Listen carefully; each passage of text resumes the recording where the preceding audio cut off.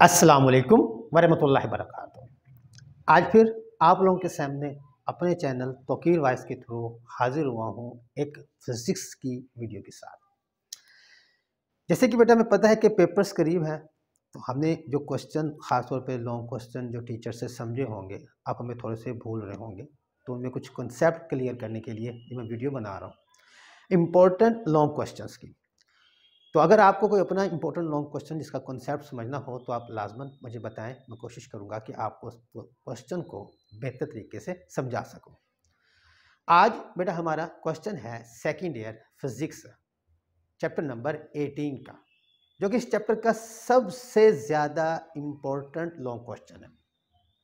2 दिन इस क्वेश्चन के अंदर कॉम्प्लेक्सिटी है, हम उसको समझने की कोशिश करेंगे और इस क्वेश्चन को हम समझकर जब तैयार करेंगे तो आपको ये क्वेश्चन जो थोड़ा सा कहीं मुश्किल लग रहा होगा तो आपको बहुत आसान लगेगा इंशाल्लाह। क्वेश्चन बेटा हमारे पास चैप्टर 18 जिसका है ट्रांजिस्टर एज एन एम्पलीफायर। इस क्वेश्चन के साथ साथ थोड़ा सा कोशिश करूंगा कि रेलेवेंट जो कॉन्सेप्ट हैं, जैसे कि इस टॉपिक के अंदर आपने पहले पढ़ा होगा, आप जानते हैं इस टॉपिक के अंदर ट्रांजिस्टर के बारे में थोड़ा सा बताऊंगा। इस टॉपिक के अंदर किरचॉफ वोल्टेज लॉ, जो किरचॉफ वोल्टेज रूल, उसके बारे में थोड़ा सा आपको गाइड करूंगा और अपने एक तरीके से सिखाने की कोशिश करूंगा ताकि आप उसको आसानी से सॉल्व कर सकें, जो चैप्टर नंबर 13 में आपका। तो इसलिए इस टॉपिक में हर चीज़ समझने वाली है, कोशिश कीजिएगा समझने की। और इस तरह अगर ऐसे ही कोई और लेक्चर आप समझना चाह रहे हो तो लाजमन कमेंट बॉक्स में कमेंट कीजिएगा, इंशाल्लाह मैं बहुत जल्द उस पर वीडियो बनाकर आपको शेयर कर दूंगा। Chapter number 18 transistor as an amplifier. सबसे पहले हमने लॉन्ग क्वेश्चन लिखने जा रहे हैं, तो लॉन्ग क्वेश्चन बेटा बेहतर वो होता है जिसमें आप हेडिंग्स दें। इस क्वेश्चन के अंदर हमारे पास 4 से 5 हेडिंग बन सकती हैं, तो हेडिंग वाइज चलेंगे। जो इंपॉर्टेंट पॉइंट्स हैं वो बेटा आप कॉपी पे साथ साथ नोट करते रहे, क्योंकि इसको मुझे एक बार अरेज करके दोबारा से और नेक्स्ट स्टेप करने पड़ेंगे, क्योंकि इससे एक वाइट बोर्ड के ऊपर आपका टॉपिक मुकम्मल नहीं हो पाएगा। तो इसीलिए बेटा चलते हैं ट्रांजिस्टर एज एन एम्पलीफायर। हाँ जी, सबसे पहली बात मुझे ये पता हो वैसे भी कॉन्सेप्ट के लिहाज से कि आया कि मैं ये टॉपिक क्यों कर रहा हूँ, तो आप इस पहले को हेडिंग देख सकते हैं इंट्रोडक्शन की, जिसमें बेटा आपको ये भी खुद भी क्लियर होना चाहिए कि इस टॉपिक को करने का ऑब्जेक्टिव क्या है, मकसद क्या है। ये बेटा टॉपिक आपके पास सबसे पहली बात आ गई हमारे पास इंट्रोडक्शन। बेटा इंट्रोडक्शन के अंदर हम ये बताएंगे कि ट्रांजिस्टर को हम मोस्टली यूज करते हैं एज एन एम्पलीफायर। एम्पलीफायर क्या होता है? जो बेटा आपकी वोल्टेज या करंट की वैल्यू को बढ़ा कर दे। ठीक है बेटा, तो हम सबसे पहले में पता होता है कि जो ट्रांजिस्टर है इसको हम मोस्टली यूज करते हैं एज एन एम्पलीफायर। अब क्वेश्चन ये है, अच्छा जी आप अगर इसको एज ए एम्पलीफायर यूज कर रहे हैं तो हम पे कौन सा एहसान कर रहे हैं, क्यों कर रहे हैं यूज एम्पलीफायर?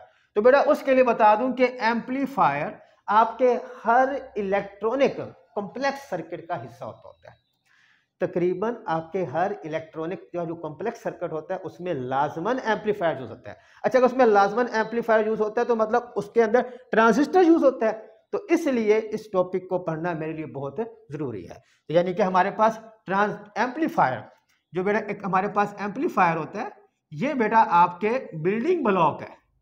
आपका एम्पलीफायर एक बिल्डिंग ब्लॉक है, किसका बोला? ये हमारे पास बिल्डिंग ब्लॉक है एवरी कॉम्प्लेक्स इलेक्ट्रॉनिक सर्किट का।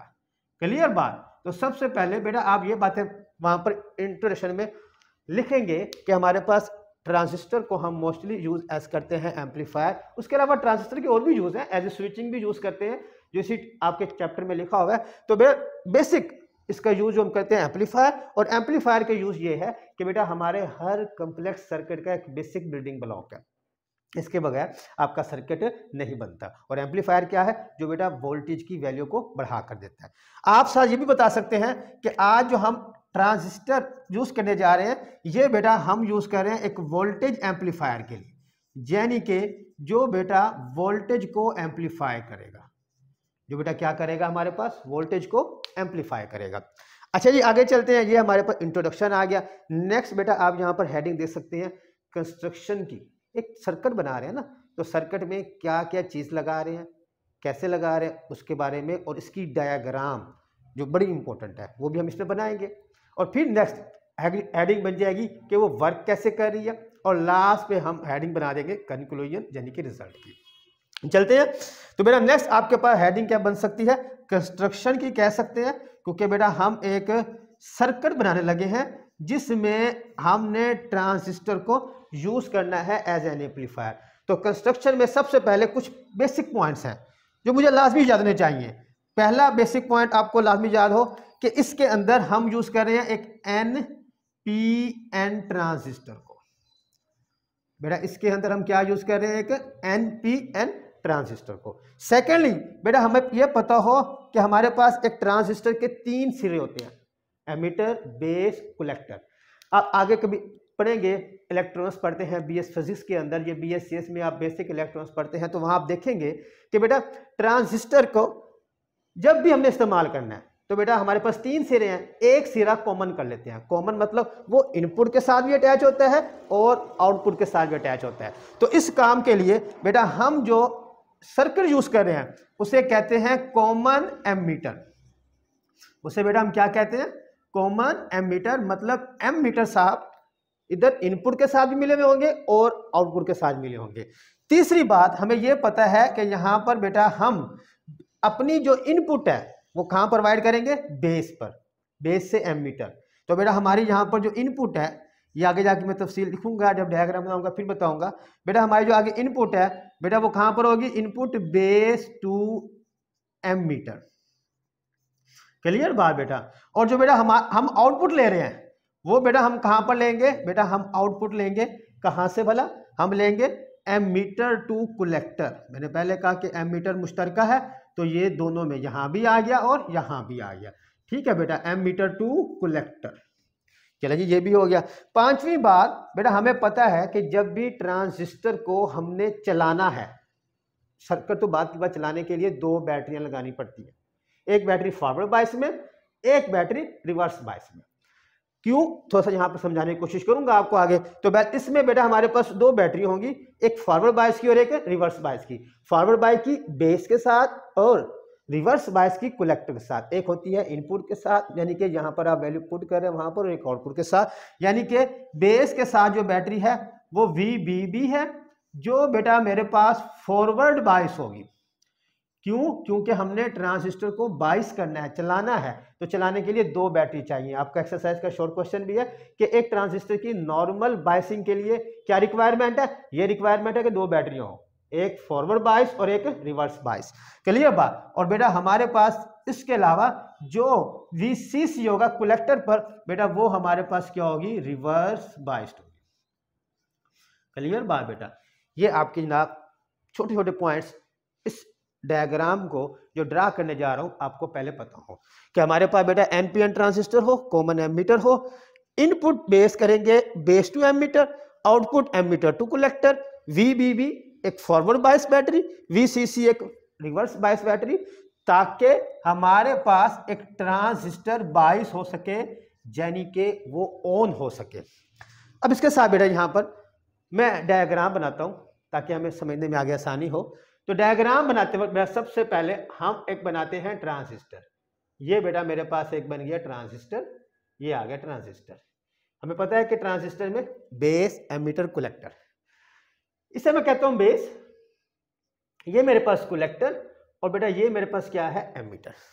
NPN है, तो NPN की निशानी ये होती है कि हमारा जो एरो होता है वो एमीटर से बाहर की जानिब होता है।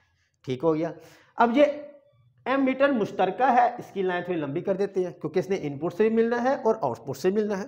अब बेटा देखें, हमारे पास बेस पर बैटरी लगानी है एक, थ्रू रजिस्टर ये हमने लगा दी बैटरी। ये बैटरी क्या होगी, फॉरवर्ड बायस्ड होगी।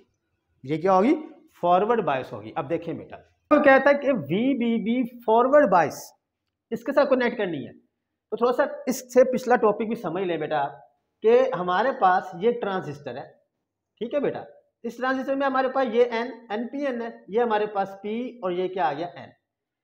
हमें पता है कि ये हमारे पास होता है एमीटर, ये बेटा हमारे पास बेस है और ये बेटा मेरे पास क्या है, कलेक्टर है। अब जरा खुद सोचे, आपने इसके साथ लगानी है forward bias P type, P type forward bias तब होता है कि जब इसके साथ बैटरी का क्या जुड़ा हो, पॉजिटिव टर्मिनल जुड़ा हो। ये बात आपने पिछले टॉपिक में पढ़ चुके हैं। तो बेटा इसका मतलब ये है कि मुझे इसको करना है अगर फॉरवर्ड बायस, तो इसके साथ ऊपर लगाऊंगा पॉजिटिव नेगेटिव, यानी कि ये पॉजिटिव और ये मेरे पास क्या है, नेगेटिव।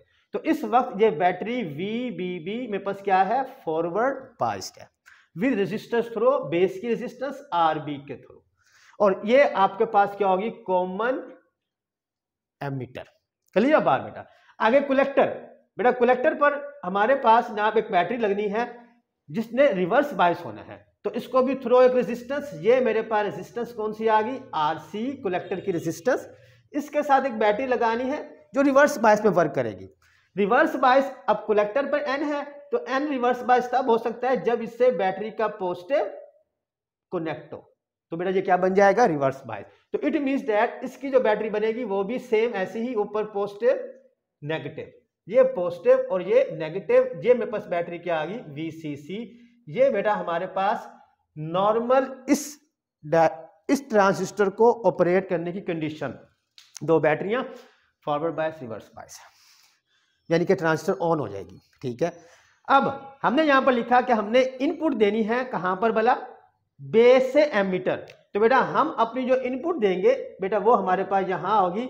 अगर मैं इसको लिखूं ये ना फॉर एग्जांपल, तो मेरे पास जो मेरी इनपुट है वो बेटा मुझे यहां पर मिल रही है, जिसको मैं कहता हूं VBE, जो बेटा मुझे क्या देगा, इनपुट। मुझे आउटपुट कहां लेनी है, कलेक्टर से, इमीटर से कलेक्टर। तो बेटा मैं एक और लाइन लगाता हूं, ये बेटा मेरे पास नाम आ गया क्या बोला, VCE कलेक्टर से एमीटर, जिस पर मुझे बेटा क्या मिलनी है, क्या मिलनी है हमें, आउटपुट। यानी कि ये VB इक्वल है जो हम इनपुट प्रोवाइड करेंगे, VC बेटा इक्वल है जो हम क्या आउटपुट प्रोवाइड करेंगे। अब करंट को देखें तो करंट बेटा फ्लो कर रहा है। ये सबसे पहली बात बेटा, इनपुट बेस से हमने पास करंट है IB। क्लियर बात, ये IB आ गया, ये हमारे पास करंट फ्लो कर रहा है, ये डायरेक्शन NPN की। यहां पर आके ये इधर भी फ्लो करेगा, इधर भी फ्लो करेगा। अब इधर फ्लो कर रहा है तो इधर फ्लो होकर जनाब ये हमारे पास करंट फ्लो करके जा रहा है ये, और ये करंट मेरे पास कौन सा है, कलेक्टर का IC। ये डायरेक्शन बनानी है खास तौर पे, देख रहे हैं ऐसे। और ये हमारे पास इधर जाकर ये भी हमारे पास फ्लो कर रहा है, ये मेरे पास करंट कौन सा है, ये IB आ गया, ये मेरे पास कौन सा आ गया, IC। ये इनपुट साइड, ये बेटा मेरे पास आउटपुट साइड। ये आपके पास बन गई कंस्ट्रक्शन। अब चलते हैं इसकी वर्किंग की तरफ। तो ये पॉइंट्स है, नोट कर ले, मुझे ये व्हाइट बोर्ड अरेज करना पड़ेगा, तो उसके बाद हम करेंगे वर्किंग और लास्ट पर करेंगे रिजल्ट। उम्मीद है हाँ जी बेटा। नेक्स्ट हमारे पास हेडिंग है कि ये transistor work as a amplifier, इसकी वर्किंग कैसी हो रही है। अब बेटा चलते हैं हम इसकी वर्किंग की तरफ। उम्मीद है आपको डायग्राम ये क्लियर होगी। कोई क्वेश्चन हो तो बेटा आप लोग मुझसे पूछ सकते हैं कमेंट बॉक्स में। अब हमारे पास बेटा वर्किंग के लिए सबसे पहली बात ये है कि हमने जब इसके साथ फॉरवर्ड बायस और रिवर्स बायस बैटरीज लगाई तो बेटा हमारे पास ट्रांजिस्टर ऑपरेट होनी चलनी शुरू हो गई। अच्छा जी, अब चल रही है, हमने बेस पे करंट मतलब फ्लो करेगा, और जो बेस पर करंट फ्लो करेगा उसका नाम है IB। और बेटा करंट का फार्मूला हमने पढ़ा, V is equal to IR, यानी कि I is equal to V/R। तो यानी कि बेस करंट इक्वल है किसके बोला, V कौन सा बेटा हमारे पास, जो इनपुट में फ्लो कर रहा है। इनपुट का मैंने बताया कौन सा था, बेस से एमीटर। इनपुट पे वोल्टेज ये बेस से एमीटर प्रोवाइड किए हुए हैं, ओवर इन बेस टू एमीटर के दरमियान की रेजिस्टेंस। तो बेटा बेस टू एमीटर की दरमियान की रेजिस्टेंस को हम RIE से शो करते हैं। आगे बात समझ बेटा, बेस करंट यानी कि input current, voltage input voltage वो VBE, ओवर उसके दरमियान की रेजिस्टेंस RIE। क्लियर बात बेटा, ये हमारे पास आ गया इनपुट करंट। ठीक है बेटा, ये हमारे पास इसकी इनपुट की बात होगी। अब बेटा बात करें आउटपुट की, तो बेटा आउटपुट में कलेक्टर करंट होगा हमारे पास। तो कलेक्टर करंट कैसे निकालेंगे, हमने फार्मूला पढ़ा, क्या फार्मूला पढ़ा, हमने फार्मूला पढ़ा beta is equal to IC/IB। Beta क्या है, करंट गेन एम्पलीफिकेशन, कितनी गेन मिलेगी, हर ट्रांजिस्टर की डिफरेंट होती है। ठीक है बेटा, तो IC is equal to beta IB, तो IC is equal to beta IB, तो बीटा IB, और बेटा मेरे पास ये बन जाएगा बीटा IB किसके बराबर है, VBE ओवर RIE, ICB आ गया, जो मेरे पास क्या है जी, आउटपुट करंट है। क्लियर बात बेटा, ठीक है, IB भी आ गया, ICB आ गया। अब अगर बात करूं मेरे पास आउटपुट जो वोल्टेज है, तो बेटा हमारे पास जो आउटपुट वोल्टेज है वो किसके बराबर है, वो हमें मिलना है VCE पर, कॉमन कलेक्टर टू एमीटर पर।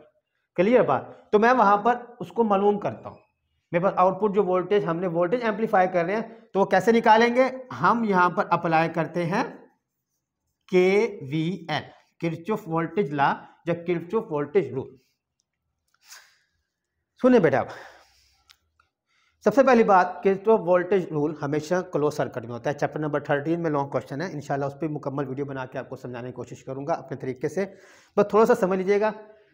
देखें जी, मेरे पास ये एक क्लोज लूप है आउटपुट का, ये जो VC यहाँ फिर रहा है ना, ये नहीं समझना कि इनसे हट के है, नहीं, बेसिकली ये हमें मिल रहा है कहाँ से वाला, कलेक्टर से एमीटर, ये यहाँ पर मिल रहा है। ठीक है बेटा, ये हमें यहाँ पर मिल रहा है, आगे बात समझ। तो ये करंट फ्लो कर रहा है इसके अंदर हमारे पास, ये हमें यहाँ पर आउटपुट मिल रहा है। अब देखें करंट फ्लो कर रहा है, ये मैंने करंट का बनाया हेड। अब जो मेरे लिए आसान तरीका है इसको तैयार करने का वो ये है कि हमें किरचॉफ वोल्टेज रूल ये कहता है कि जितने वोल्टेज लगे हों उन सब का सम क्लोज लूप में इक्वल टू 0 होता है। किरचॉफ रूल ये कहता है कि sum of all voltage in close loop, किसी भी क्लोज लूप के अंदर sum of all voltage is equal होता है किसके भला, टू 0 के। ठीक है, अब इस चीज को देखने के लिए कि पहले वोल्टेज कितने हैं इस आउटपुट के अंदर, मेरे पास कितने वोल्ट है, एक ये वोल्टेज फिर है, एक रेजिस्टेंस के अक्रॉस वोल्टेज होता है हमेशा, और एक ये और एक वोल्टेज मेरे पास ये फिर है। यानी कि इस क्लोज लूप के अंदर मेरे पास 3 वोल्टेज हैं, 1 2 3। दिस वोल्टेज और this voltage should be equal to V is equal to IR, यानी कि IC/RC। अब देखें बेटा, अगर ये एरो का हेड बैटरी के नेगेटिव टर्मिनल से मिले, ये मेरा तरीका कार है समझाने का, अगर इसका हेड बैटरी के नेगेटिव टर्मिनल से मिले तो आप उसको पॉजिटिव लिख लिया करें, आप उसको पॉजिटिव। तो इसमें एरो नेगेटिव से मिल रहा है तो मैं लिखता हूं VCC पॉजिटिव में।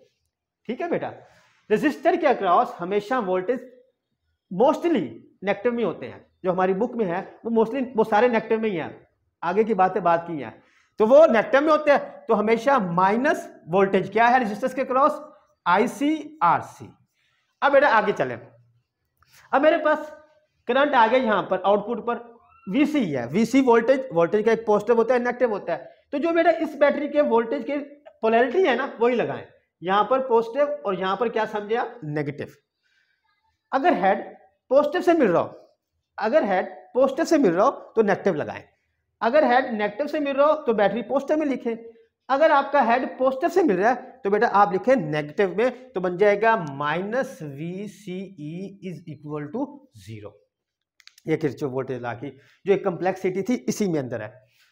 चैप्टर नंबर 13 का वोल्टेज रूल भी ऐसे ही आता है, अगर आप मुझसे समझना चाहेंगे तो मैं भी समझा दूंगा आपको इंशाल्लाह, कि बस एक जुगाड़ मेरा तरीका कि अगर हेड एरो पहले अपना करंट कंप्लीट कर लें, जो करंट का फ्लो क्लॉकवाइज या एंटी क्लॉकवाइज, अगर हेड बैटरी के नेगेटिव से मिल रहा हो तो बैटरी को पॉजिटिव में लिख ले, अगर हेड बैटरी के पॉजिटिव से मिल रहा हो तो वोल्टेज को नेगेटिव में, और रेजिस्टर के अक्रॉस नेगेटिव लिखें। ठीक है बेटा, तो मैं लिख सकता हूं VCE is equal to VCC minus IC/RC।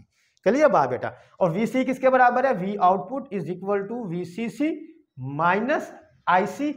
IC किसके बराबर था, beta VBE over RIE into RC।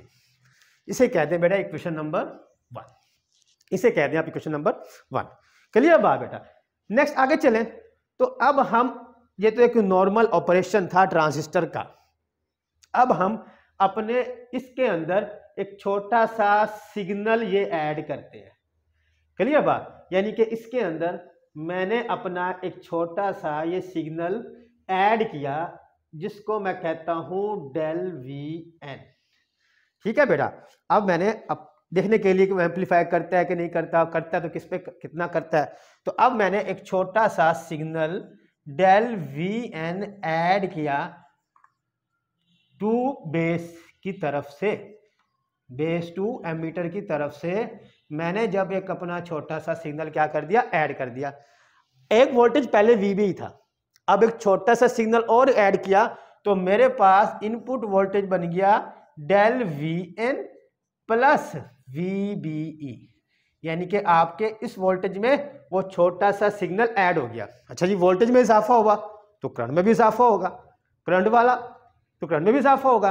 Current कौन सा इनपुट है, बेस, तो मतलब आपका बेस करंट IB भी इजाफा हो जाएगा डेल IB का। क्लियर बात बेटा? अच्छा जी, अगर इनपुट करंट में इजाफा हुआ है तो आउटपुट करंट में भी इजाफा होगा, तो बेटा आपका IC बन जाएगा IC प्लस डेल IC। अगर आउटपुट करंट में भी इजाफा हो गया है तो आपके आउटपुट वोल्टेज में भी इजाफा होगा, तो वो बन जाएगा V0 प्लस डेल V0। आगे समझ? फिर सुने, यहां तक हमने एक ट्रांजिस्टर के नॉर्मल ऑपरेशंस की बात की है, जो सर्किट बनाया है उसको जस्टिफाई किया। अब हमने अपने चेक करने लगे एम्पलीफिकेशन हो रही कि नहीं हो रही, तो एक छोटा सा सिग्नल VN ऐड किया। जब सिग्नल ऐड करेंगे तो इनपुट के वोल्टेज में इजाफा होगा, वो वोल्टेज बन जाएगा VBE प्लस डेल V। अगर वोल्टेज बढ़ रहा है तो करंट भी बढ़ जाएगा, इनपुट वाला करंट बढ़ा IP प्लस डेल IB। अगर इनपुट करंट बढ़ रहा है तो आउटपुट करंट IC भी बढ़ेगा, वो बन जाएगा IC प्लस डेल IC। अगर आउटपुट करंट बढ़ रहा है तो ज़ाहिरी बात है आउटपुट वोल्टेज भी बढ़ जाएगा, और वो बन गया V0 plus del V0। Clear बेटा? अच्छा जी, तो अगर मैं इस इक्वेशन की सारी बातें अपनी इक्वेशन 1 में पुट करूं, क्योंकि थोड़ी चेंजिंग आई है ना, तो मेरे पास ये इक्वेशन 1 जब मैं अपनी बातें पुट करूंगा तो बेटा मेरे पास इक्वेशन 1 बिकम क्या बन जाएगी, V0 बन गया V0 plus del V0। VCC में कोई चेंज नहीं आई, ये फिक्स बैटरी होती है, कोई चेंज नहीं आई, माइनस बीटा VBE बन चुका है VBE प्लस डेल VN जो मैंने ऐड किया, डिवाइडेड बाय रेजिस्टेंस में तो कोई चेंज नहीं आई, इनटू RC। मैं लिख सकता हूं V0 plus del V0 is equal to VCC minus beta VBE over RIE into RC minus del VN over RIE into RC। इससे कहते हैं equation number 2। Equation 1 equation 2 subtract कर दें, सब्ट्रैक्ट करते हैं, यही से देख लेते हैं, सब्ट्रैक्ट करते हैं इन दोनों को, तो V0 से कैंसिल, डेल V0 वो तो वही देगा, VCC से कैंसिल, और माइनस बीटा VB, ये बेटा हमारे पास क्या हो गया, अपनी इस टर्म से कैंसिल। क्लियर बात बेटा? बाकी मेरे पास क्या बचा, ये बचा मेरे पास del V0 is equal to minus del VN over RIE into RC। जिसे मैं लिख सकता हूं del V out over del VN is equal to minus RC over RIE, साथ जहां बेटा बीटा भी था तो बीटा भी लगा ले, into beta. Output over input, output over input, ये बेटा हमारे पास जो है इक्वेशन। आउटपुट ओवर इनपुट ये बेटा आपको बताएगी एम्पलीफिकेशन गेन, कितना एक एम्पलीफाई हुआ है, यानी कि हमने जब एम्पलीफाई निकालनी हो तो आउटपुट ओवर इनपुट से निकालते हैं, तो यानी कि एम्पलीफिकेशन इक्वल है minus beta RC over RI। इसका मतलब ये हुआ कि हमारे पास एम्पलीफिकेशन का फार्मूला आ गया। तो आपकी लास्ट जो हेडिंग बनेगी इस टॉपिक की, लास्ट हेडिंग बनेगी कंक्लूजन की भी कह सकते हैं और रिजल्ट की भी कह सकते हैं।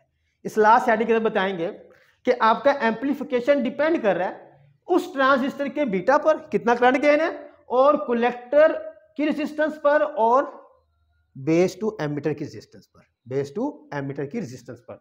अब इसकी वैल्यू हमेशा हंड्रेड्स में होती है, तो इसका मतलब यह है कि आपकी लाजमन वो वोल्टेज एम्पलीफाई करके देगा, बड़ा करके देगा। लास्ट स्टोरी माइनस की, तो बेटा माइनस ये इंडिकेट कर रहा है कि आपके जो एम्पलीफिकेशन हुआ सिग्नल मिलेगा वो बेटा 180 के फेज शिफ्ट से होगा, 180 के फेज शिफ्ट से, मतलब ये इनपुट था। अब आपको जो आउटपुट मिलेगा एक तो वो एम्पलीफाई होगा, एम्पलीफाई मतलब उसकी वैल्यू इससे ज्यादा होगी। अब ये पॉजिटिव में था, ऊपर था, तो वो 180 का फेज शिफ्ट ऐसे बनेगा, यानी कि उल्ट हो गया। ये हमारे पास क्या हो गया, उल्ट। ये आपके पास क्या है, इसकी आउटपुट आ गई। तो एम्पलीफाई भी कर दिया और सिग्नल को उल्ट भी कर देगा, और ये बात हमें नेगेटिव का साइन बता रहा है। उम्मीद है कि आपको इस टॉपिक की समझ आई होगी। फिर भी कोई क्वेश्चन हो तो आप मुझसे पूछ सकते हैं, और कोई टॉपिक समझना चाहें तो समझ सकते हैं। तब तक के लिए अल्लाह।